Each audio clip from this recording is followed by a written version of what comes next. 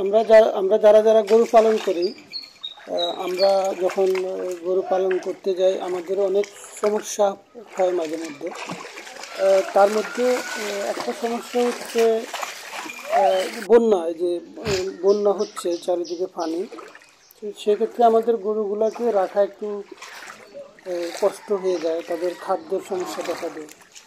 আর হচ্ছে উঁচু জায়গা রাখতে হয়, অনেক সময় দেখা যায় গরুর যে যে জায়গা থাকে সেই জায়গাগুলো পানিতে ডুবে যায়, সেক্ষেত্রে আমাদের অনেক সমস্যা হয়ে যায়।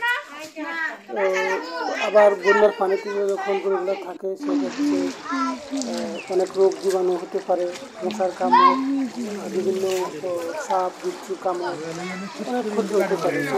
সেক্ষেত্রে রোগ জীবাণু হওয়ার সম্ভাবনা বেড়ে যায় গরুর। তো সেক্ষেত্রে আপনারা সবসময় চেষ্টা করবেন গরুগুলোকে উঁচু কোনো স্থানে, যেখানে পানি উঠে না, শুকনো স্থানে রাখার চেষ্টা করবেন যতটুকু সম্ভাবনা বেশি। অনেকে তা বেশি পানি হয়ে গেলে অনেক সময় রাখা যায় না, তাও চেষ্টা করবেন যেখানে উঁচু এলাকা রাখতে, তাহলে ভালো থাকবে, সুস্থ থাকবে। আর এটা আমাদের দেশে সবসময় বন্যাগুলো হয় মাঝে মধ্যে, এটার জন্য আপনারা পূর্ব প্রস্তুতিও রাখতে পারেন।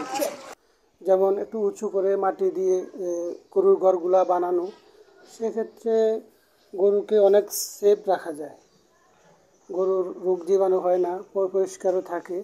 আর যখন বন্যা হয় সেক্ষেত্রে